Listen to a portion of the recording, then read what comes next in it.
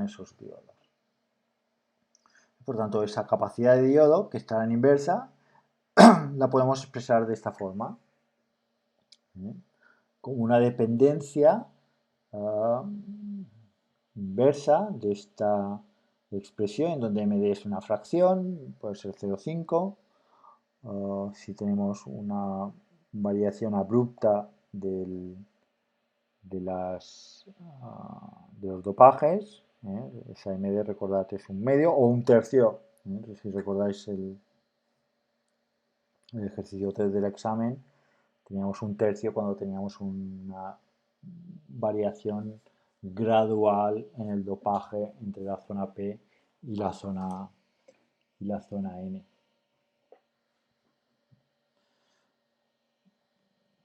También esto condensador no lineal.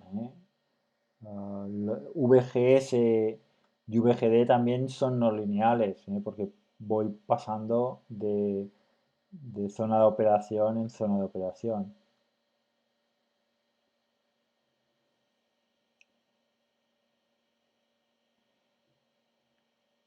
Por lo tanto, mi modelo de comportamiento del transistor es tener en cuenta todas estas capacidades, de las cuales hemos comentado, juntamente con el modelo quiescente, el modelo de corriente estática, esa expresión que comentábamos, ¿no? Y que hemos derivado en vídeos anteriores. Esta ID, esta fuente, una fuente dependiente, depende de VDS, depende de VGS.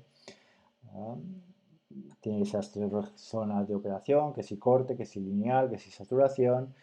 Pues en paralelo tenemos esos condensadores que se han de cargar o se han de descargar mientras no se llegue a un estacionario. Serán importantes cuando se llegue a una situación estacionaria, entonces estos condensadores dejan de tener importancia, se comportan como circuitos abiertos y ya solamente tenemos la fuente de corriente entre drenador y fuente. Y esta puerta estaría aislada del resto. Ese sería el caso en el cual ya se ha llegado al estacionario. Los condensadores me sirven para hacer el estudio de qué pasa en el transitorio.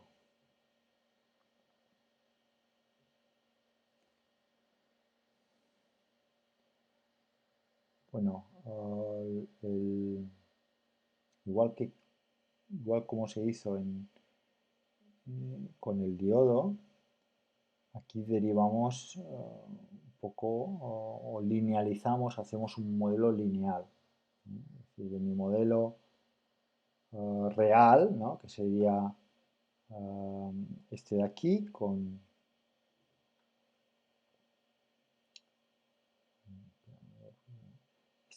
con tres capacidades y esta fuente, ¿no? y que mostramos aquí también. Entonces, esas tres capacidades y una fuente de corriente.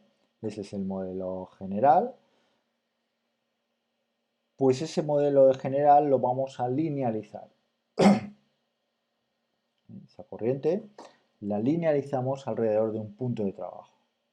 Igual que se hizo con el diodo.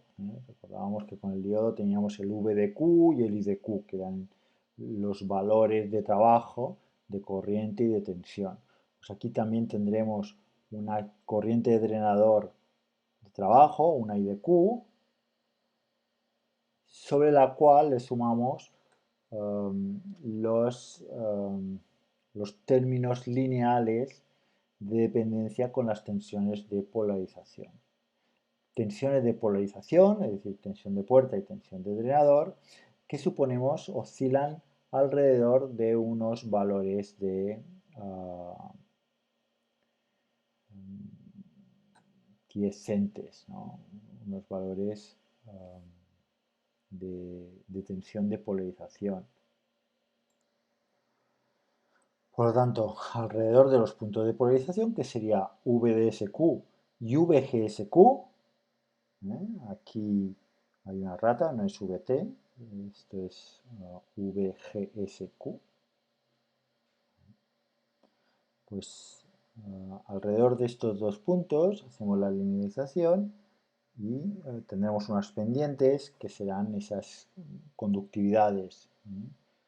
Este valor será definido como GM, GM será esta pendiente, y este valor será la conductividad asociada a lo que es esta resta. Esta resta se define como V minúscula sub ds minúscula.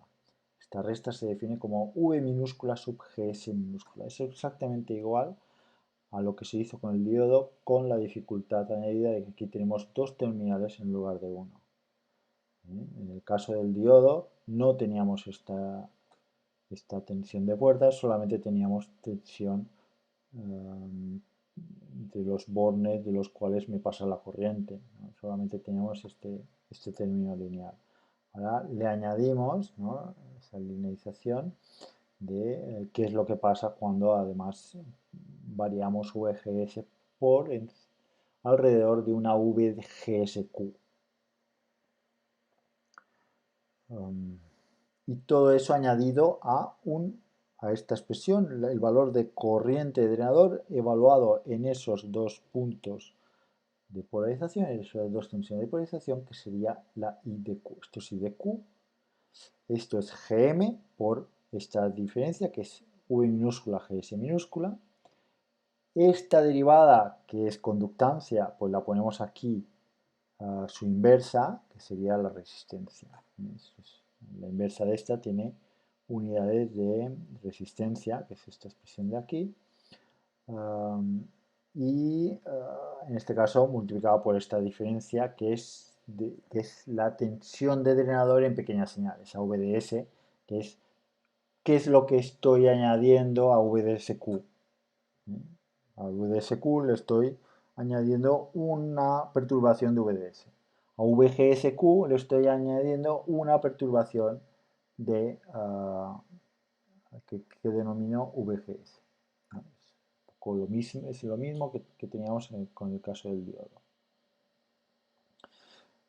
Por tanto, aquí tenemos, aparte del valor de trabajo, aparte del valor estacionario, tenemos dos términos. En lugar de uno, como tenemos en el diodo, aquí tenemos dos.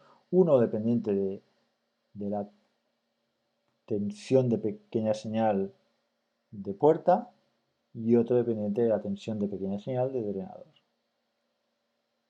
Hacemos las derivadas. Bueno, como depende del régimen de operación, pues dependerá de si estoy en lineal o en saturación o en corte. Si estoy en corte, estos serán 0. Aquí muestro el sencillo, que es el de saturación.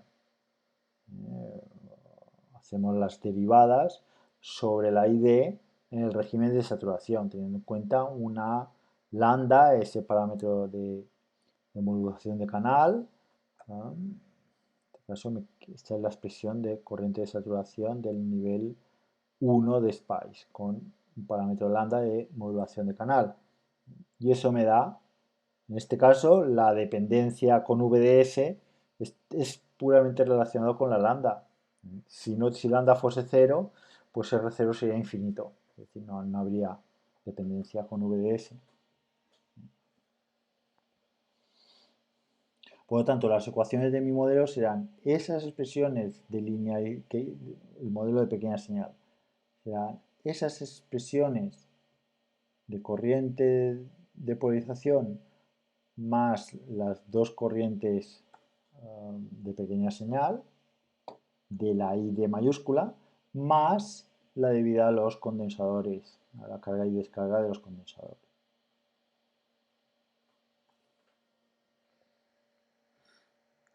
Y por lo tanto, del modelo, el modelo de pequeña señal o el circuito de pequeña señal tendría esta forma, es decir, estas ecuaciones, estas dos ecuaciones algebraicas, que son puramente lineales, si evaluamos estos condensadores en los valores de tensión de polarización del transistor, por tanto no me van a depender. Estos son, pues eso, dos ecuaciones diferenciales puramente lineales y por lo tanto serán analíticamente resolubles. Esto es expresado de forma algebraica, esto es expresado de forma circuital.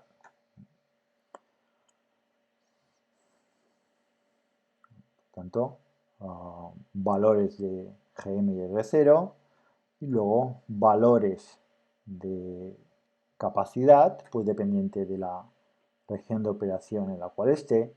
Si estoy en la región de operación de el modelo de Meyer que estábamos comentando, con el 2/3 entre puerta y fuente y valor de capacidad 0 entre puerta y drenador.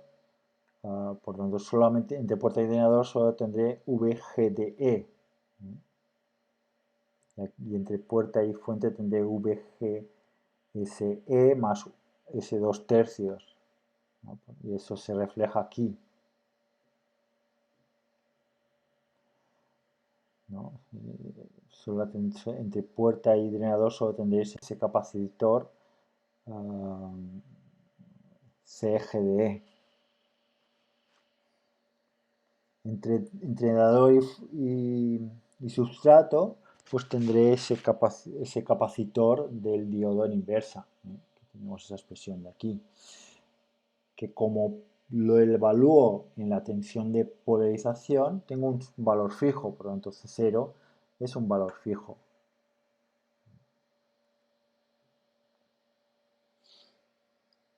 Vamos a poner en marcha este modelo de régimen dinámico con un ejemplo de circuito amplificador. En este caso tenemos este de aquí, con dos fuentes, una fuente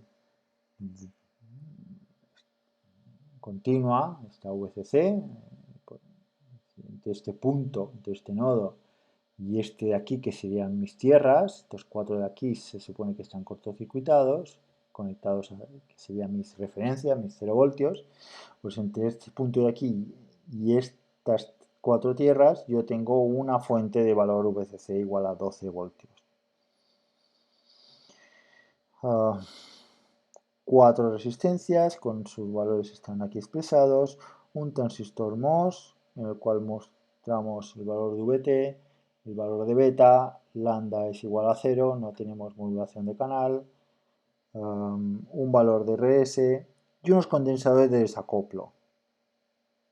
Ya habíamos visto en los ejemplos de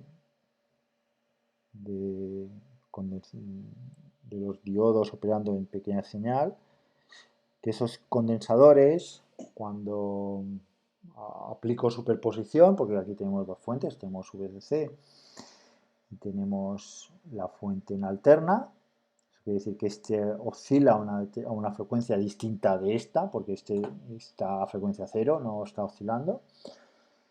Y si tenemos un circuito operando a distintas frecuencias, con fuentes operando a distintas frecuencias, las impedancias, en este caso capacitativas, dependerán respecto de qué fuente estamos hablando.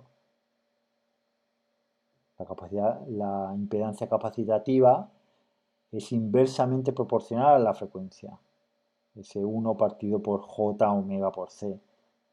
Entonces, si mi frecuencia es 0, como es el caso de la tensión continua, mi capacidad será infinita, mi impedancia capacitativa será infinita.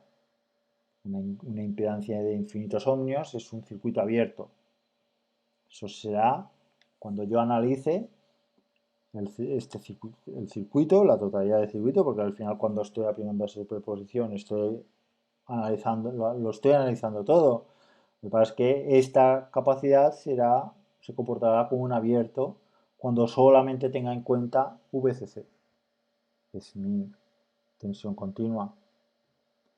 Y no puedo resolverlo todo a la vez porque respecto a esta fuente de frecuencia distinta